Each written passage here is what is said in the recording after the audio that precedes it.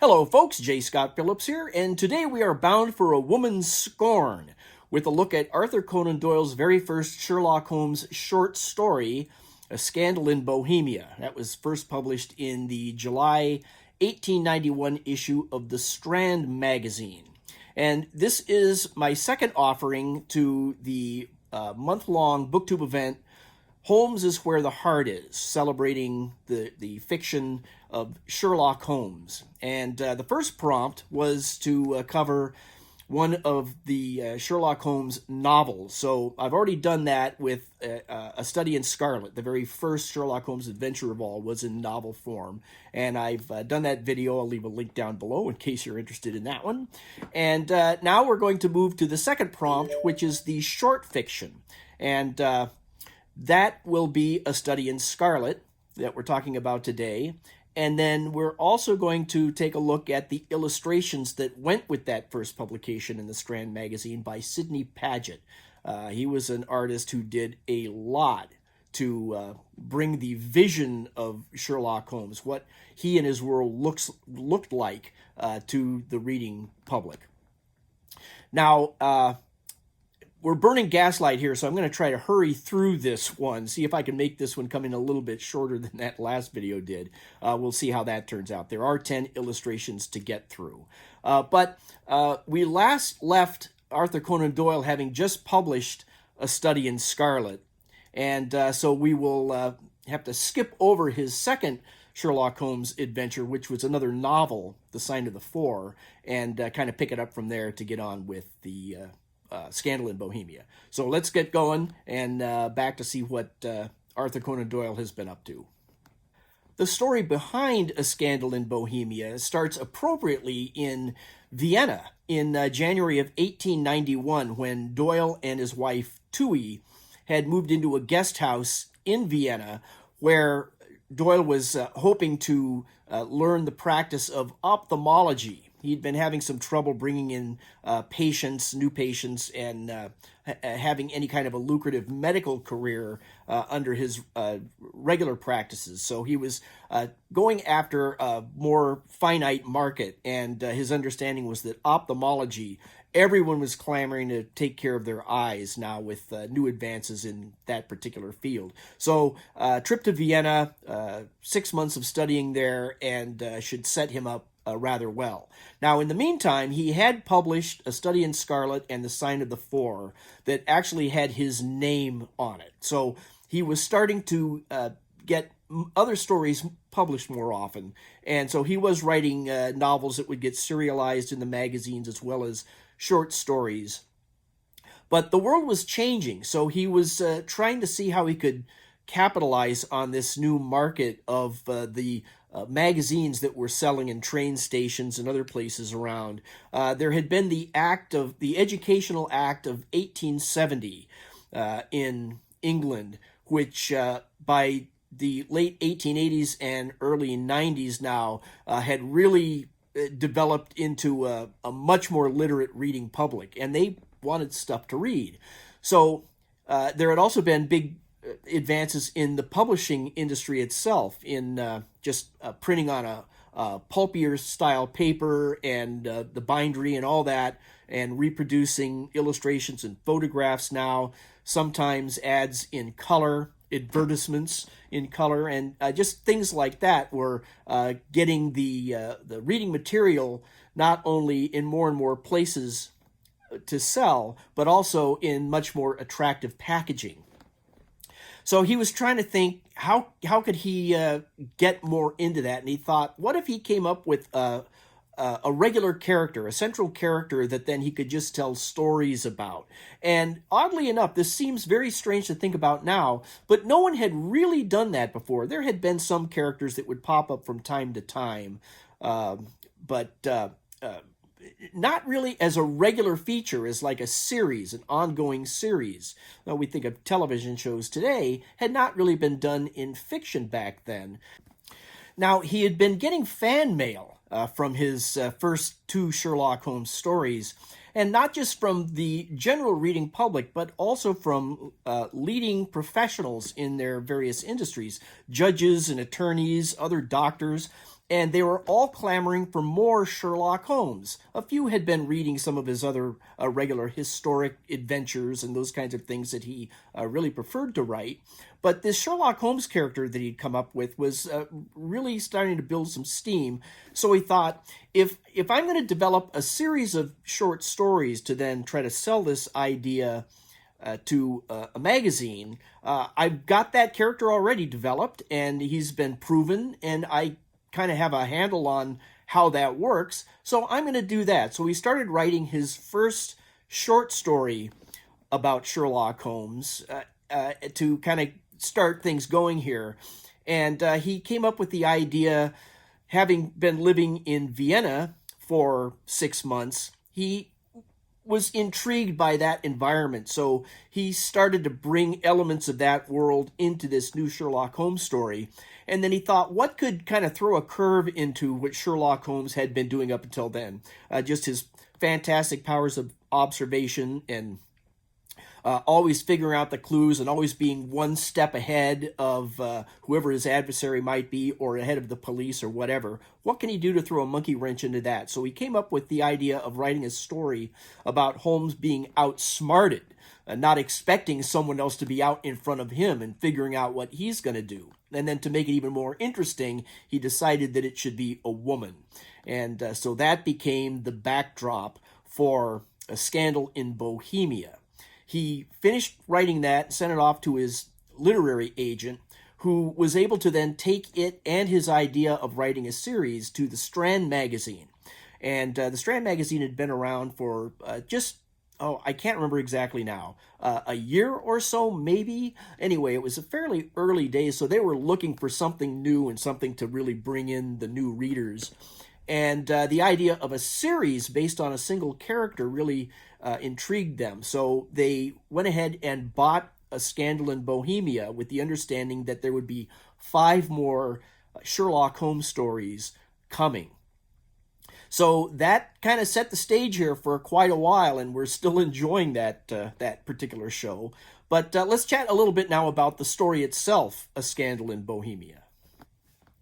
Now, most readers who would read a Scandal in Bohemia for the first time probably would miss or gloss over a lot of the little details that are set up at the beginning of the story here, because they don't really matter. After A Study in Scarlet and A Sign of the Four, Watson, the story starts off where Watson is returning home after seeing a patient, and it is bringing him past the door to 221B Baker Street. He's passing by his old digs, where he used to live with Sherlock Holmes.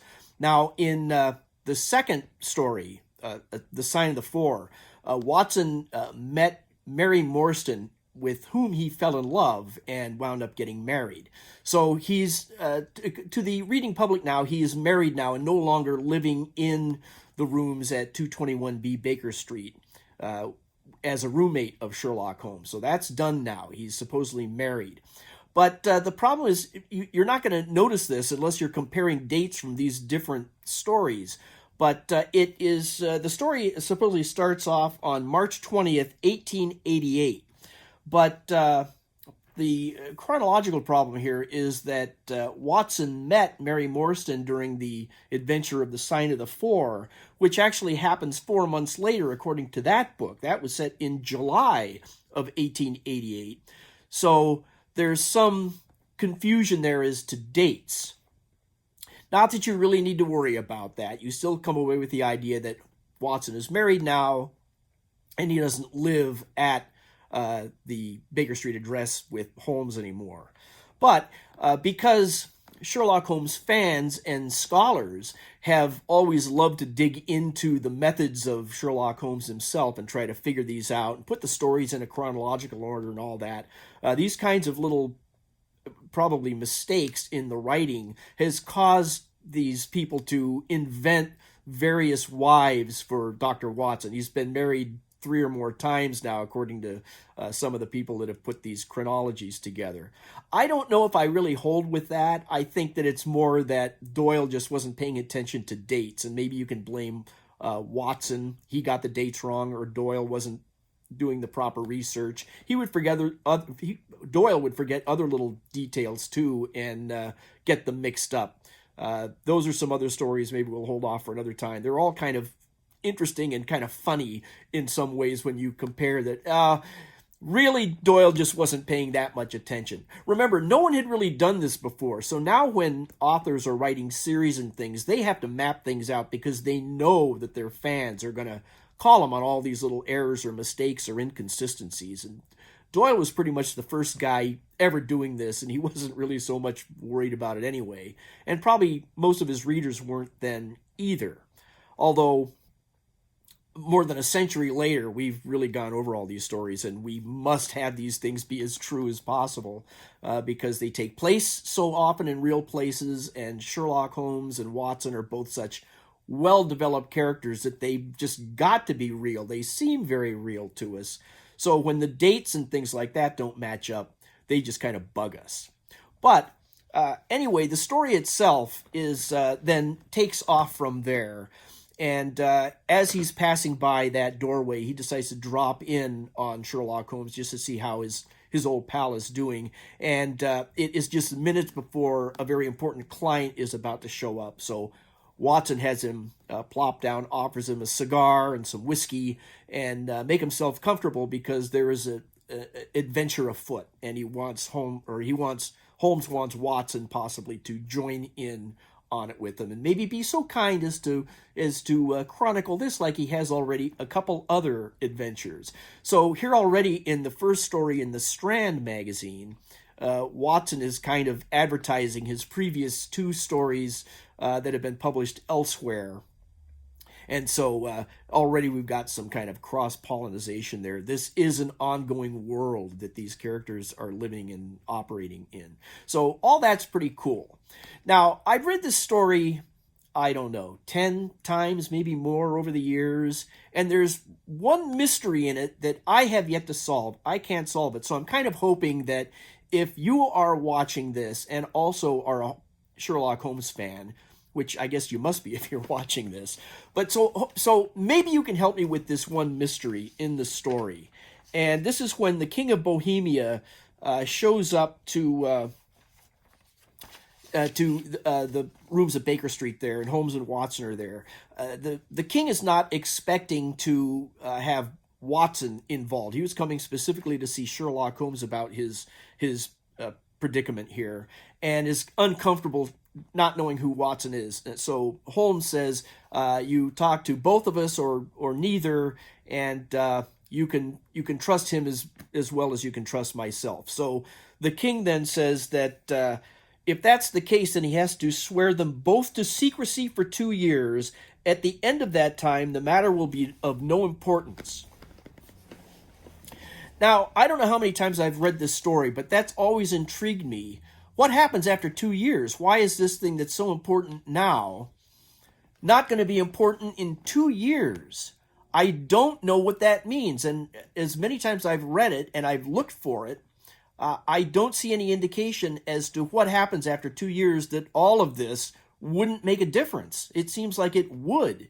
But it might just be that Doyle is writing this because he is going to have Watson telling the story now. And so he sets this back a few years in time so that maybe the reader won't really care, other than the fact that Watson is an upstanding fellow and is only disclosing the story now. He swore that he would not, but the time limit is up.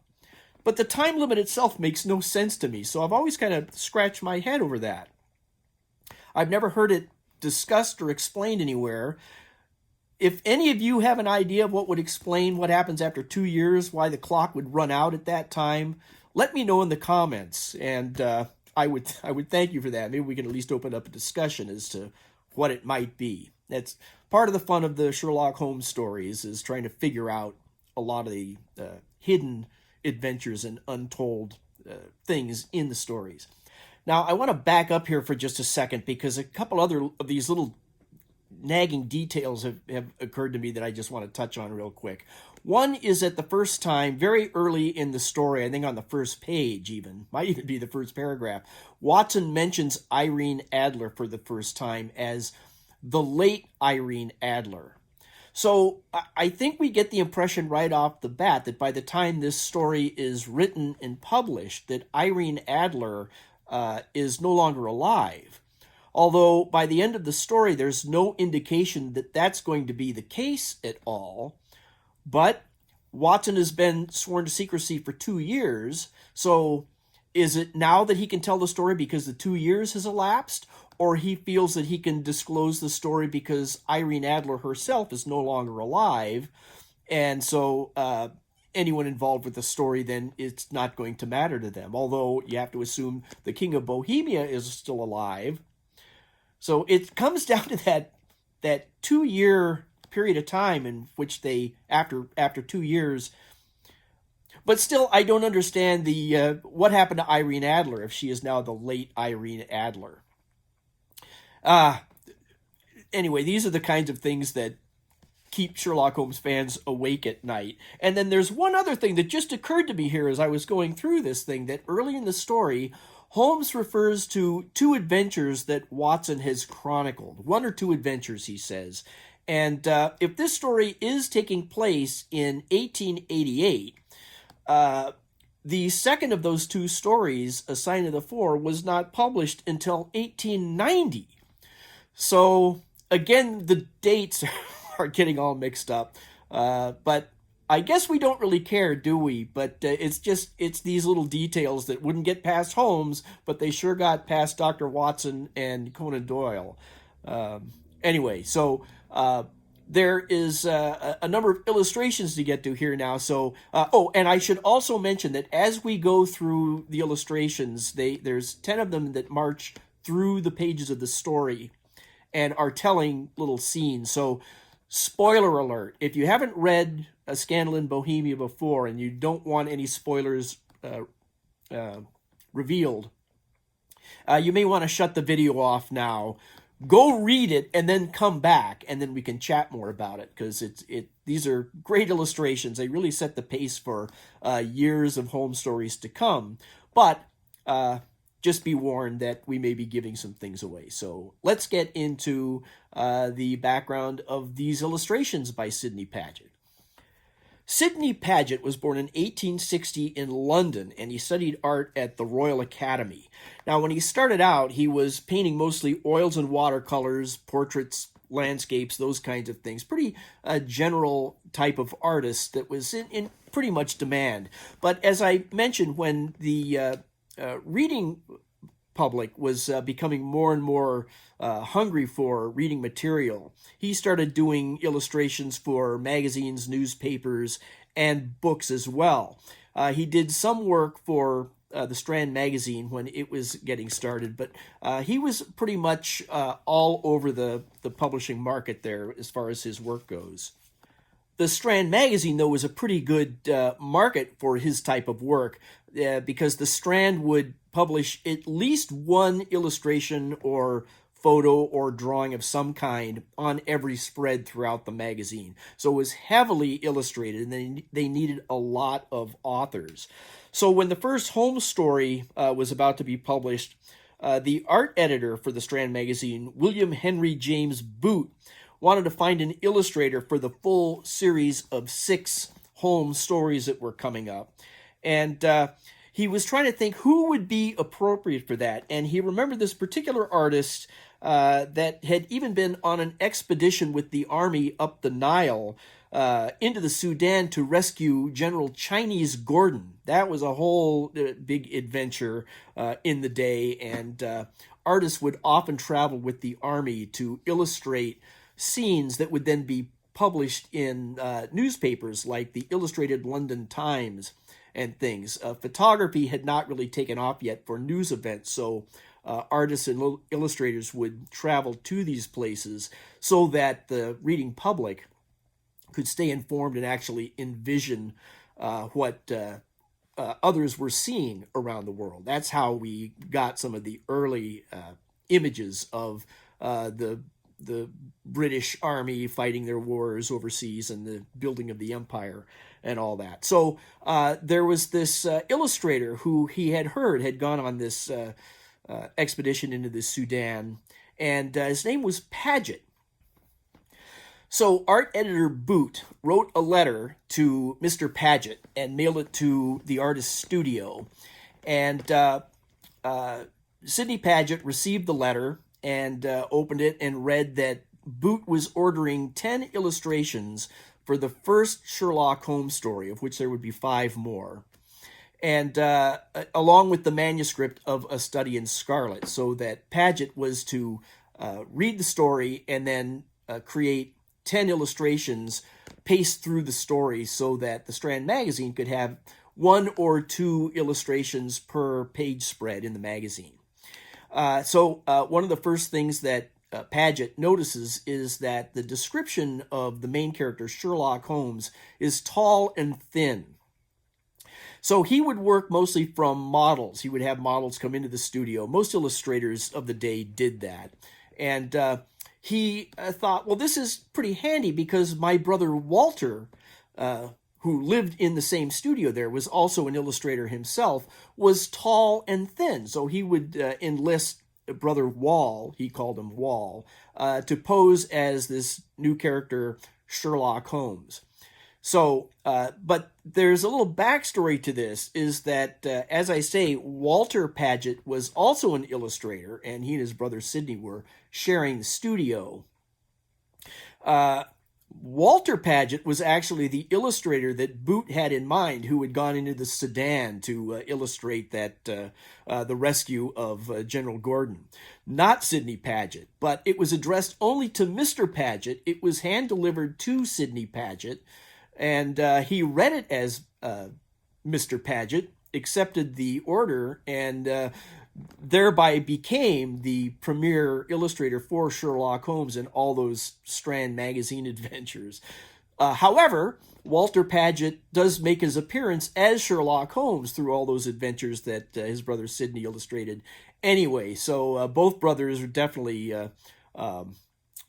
made their appearance. And as you can see by a photographic portrait of Walter Paget, that he does bear a remarkable resemblance to Mr. Sherlock Holmes. So it all worked out, and we're all real happy. And so that starts us off on this first adventure. So let's take a look at the illustrations one by one. There's 10 of them, so we'll try to get through them fairly quickly, but there's some interesting little details to chat about in some of them. So here we go. Here is the very first Paget illustration for the Strand Magazine for the Sherlock Holmes stories, and appropriately we start off with seeing Holmes and Watson together in the rooms at Baker Street. And we can also kind of get a good idea of Paget's style here and his technique. He'd always start off by sketching out the scene in pencil, and then he would fill the background in with a light color wash, and then he would create shadows with a black watercolor. So you get this nice pencil drawing with nice continuous tone grays, lights and darks and things. And then he would finish it off with details with black and white strokes of pencil or ink or paint, sometimes, depending on whether he's doing highlight or shadow. And it wound up giving you this really nice, clean, sharp, detailed illustration rendering of the scenes with a lot of really cool mood lighting. He was really a master at that. And we can see here by the appearance of Sherlock Holmes that he really was going by his brother Walter's modeling. So as much as we see Holmes looking like his model, Walter Paget, Sidney Paget had another friend who was an architectural student by the name of Alfred Morris Butler, who he used as the model for Watson. Now, I can't find, I don't know if any exist, any portraits, any photographic portraits of Butler to compare, but I think we can see that as closely as Holmes resembles Walter Paget, I think we could probably assume that Watson resembles Butler. And this was this system was really good because we got the consistency through the stories, through all the different iterations of Paget illustrations of Holmes and Watson down through so many stories that we really had a consistency as far as the appearance goes. So that was a nice continuity that everybody appreciates. Now, if you notice as we're zooming in here, you can see what was then a new photographic process in reproducing illustrations and even sometimes photographs for publication starting in the early 1890s, and the Strand Magazine was doing this. So it had used to be that you would have an engraver who would go in and create an etching or a woodcut based on the illustration.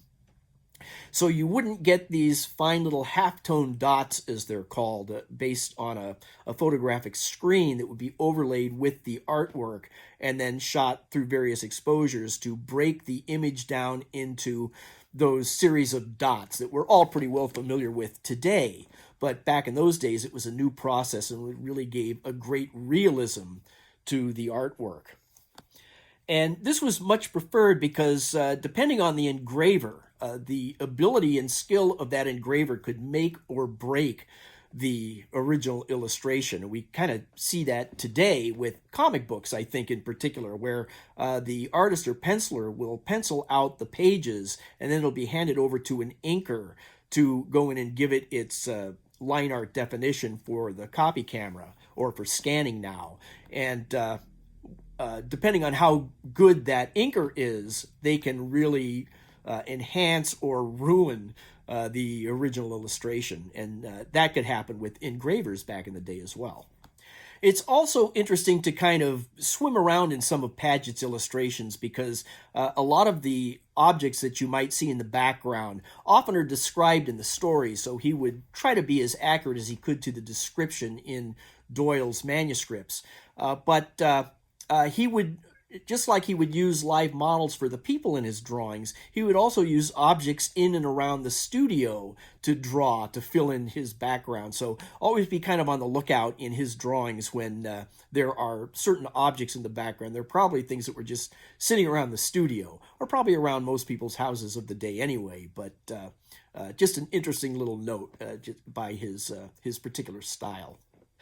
Not that there are any interesting objects in the background of this illustration, but this is the second one. This takes place just a few minutes after Watson has plopped down and been greeted by Sherlock Holmes. And we see that Watson is even still smoking the cigar that Holmes offered him when he first appeared. But Holmes has given Watson a message, a little piece of paper that has come in earlier, announcing that a client, a very important client, is soon to appear. And Holmes has given it to Watson to examine to see if he could apply Holmes's techniques and determine, just from the example of this piece of stationery, what exactly this client might be like. How much can we tell of the client before he appears and introduces himself?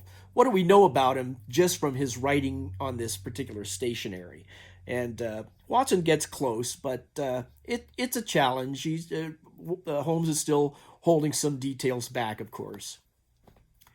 Now, I should say before we move forward here that A Scandal in Bohemia is a story that is full of disguises and cloaked identities.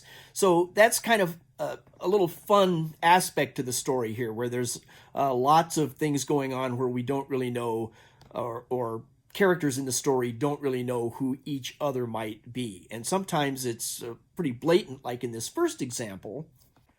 Enter the very important client who announces himself as Count von Krom, a Bohemian nobleman. Now, he calls attention to the fact that he is wearing a mask to preserve his identity, and even the title he is given is not quite accurate because he wishes to be traveling incognito at this point. Now, the description that Doyle gives us through Dr. Watson here is really well captured, I think, by Sidney Paget. And that's something that I've always appreciated from Paget's illustrations, is he really is accurate to the descriptions of things in the stories. And in fact, he often brings even more to the illustration than is called out specifically in some of the descriptions. And one in particular, which is three or so stories further down the line here, the Boscombe Valley mystery. In that, Watson describes Sherlock Holmes and himself traveling to a particular scene, and Holmes is wearing his close-fitting cloth cap. And so when Paget was going to be illustrating that, he thought, well, what kind of a cloth cap is that? What would that be? And so he himself wore a deerstalker cap. And so he thought, well, I'll draw a deerstalker. And that, of course, is the famous double-billed cap that Sherlock Holmes is so famous for wearing all the time. Never specifically mentioned in Doyle's writings, but Paget invented that, or rather introduced that as the close-fitting cloth cap, which is a hunting cap, and winds up being pretty appropriate for a detective who is always hunting for clues and for the bad guys. So that has stuck since that illustration, and Paget would return to that a few times, and then it got picked up more and more and more until finally that's the only cap that we ever imagined Sherlock Holmes wearing. Anyway, let's get back to the next illustration here. So we are still in the rooms at Baker Street here, and Holmes and Watson are interviewing the Bohemian nobleman.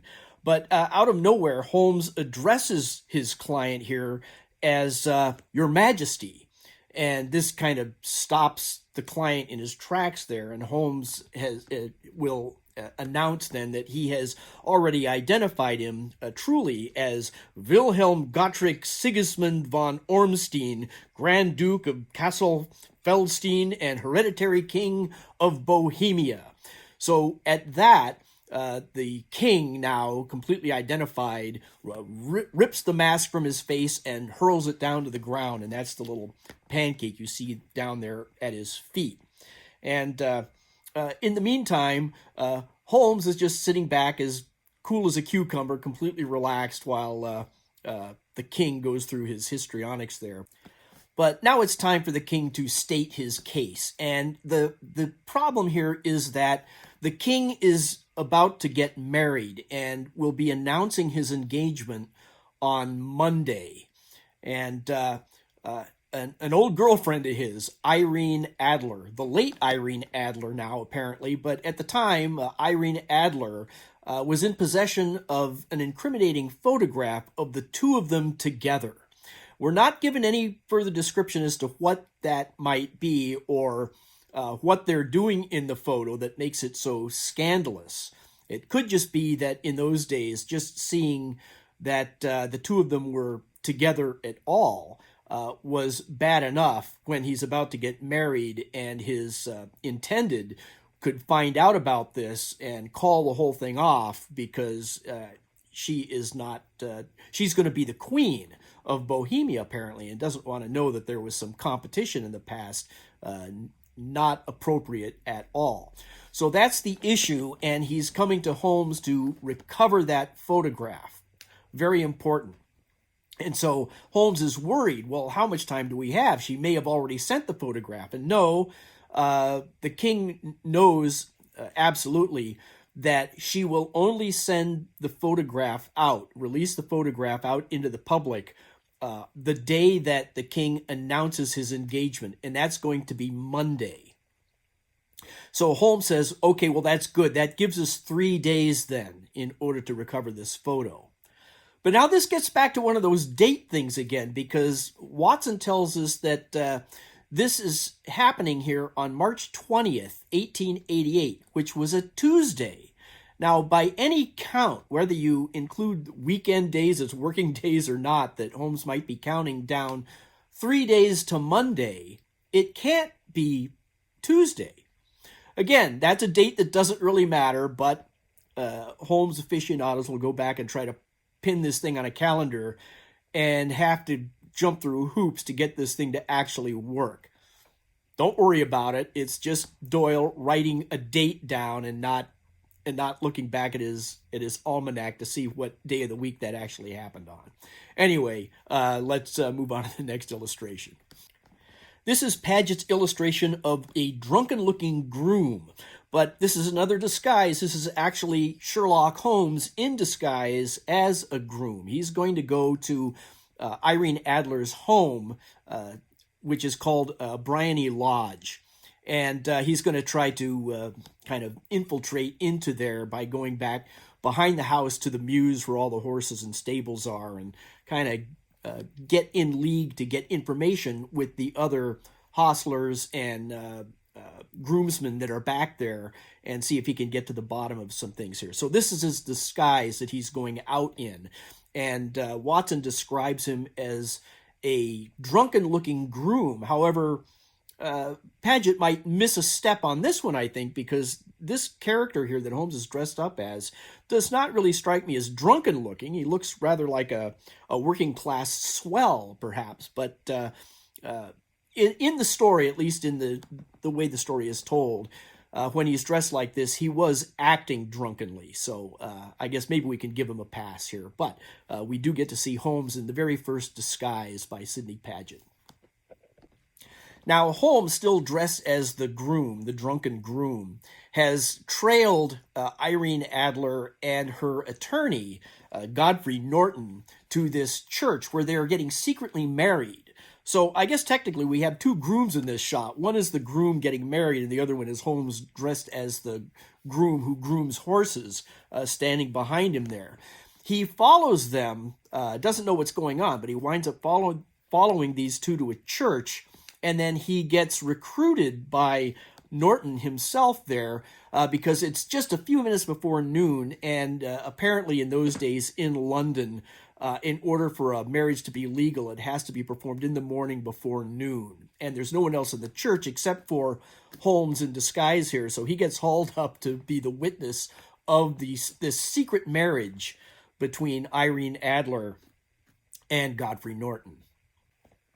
Well, now Holmes has to still recover that photograph, so he's got to put a plan into operation to get Irene Adler to either produce the photograph or show him where she's hidden it. A few attempts have been made before by the king and his operatives to find it, and she's completely outfoxed them at every turn, so he needs to trick her into revealing where it's hidden.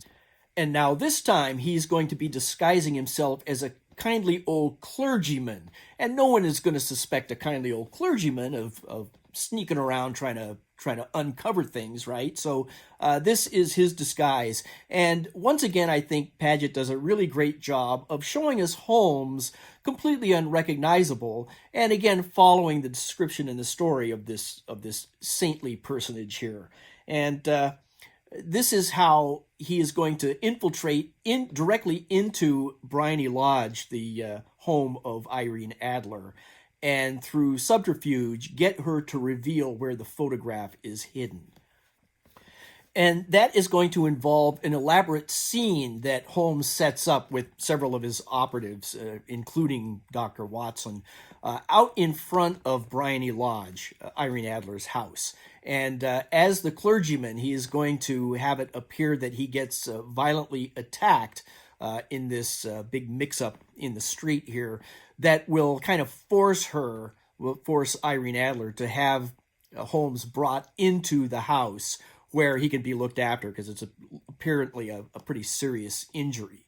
Now, as we zoom in on this scene here, this is a Sidney Paget illustration for this story, but you'll notice that this is not using that photographic process that we talked about earlier. This is a more traditional engraving, or possibly a woodcut that was done on top of Paget's illustration. Don't know why this is the only one that was handled this way for this particular story, but it still is clearly a Sidney Paget illustration, and yet we do see the signature of the engraver down below. So this one was handled differently than all the rest of the illustrations in this story for some reason.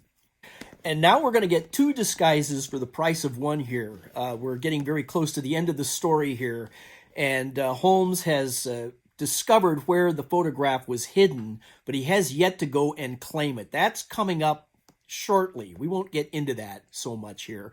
But Irene Adler has caught on to this, what Holmes might be up to here. and has trailed him, still dressed as the old clergyman, back with Watson to Baker Street.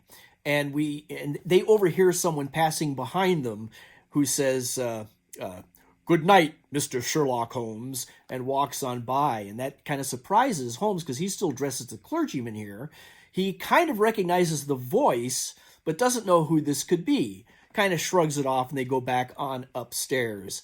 And it turns out that the person who is saying "Good night, Mr. Sherlock Holmes" is none other than Irene Adler herself, who has some experience as an actress on stage and is a contralto opera singer.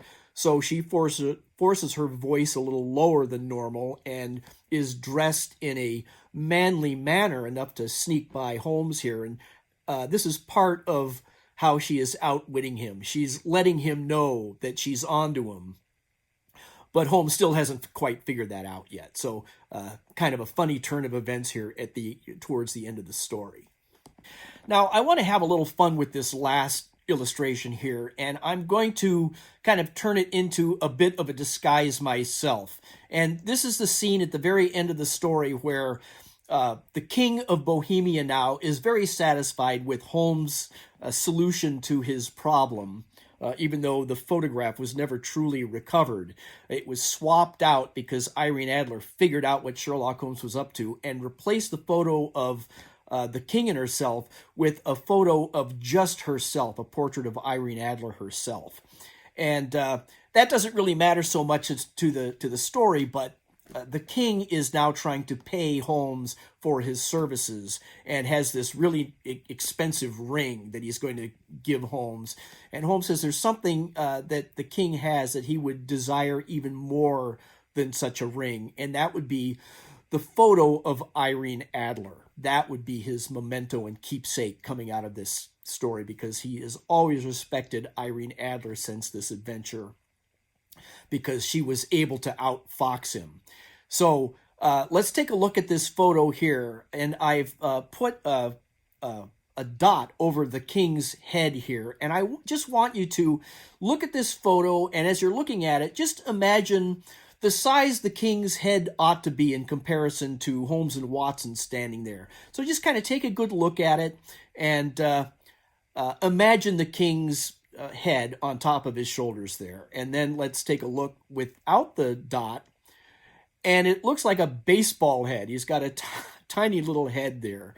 And I'm having a little fun with this photo here because all my life I've noticed that many illustrators, and I've done this myself when I was doing a lot of illustration of people and the human figure, is that you start drawing the head and then you draw down the neck and shoulders, and then you go on down to the rest of the body all the way down to the feet. This usually happens when you're drawing somebody from head to toe generally.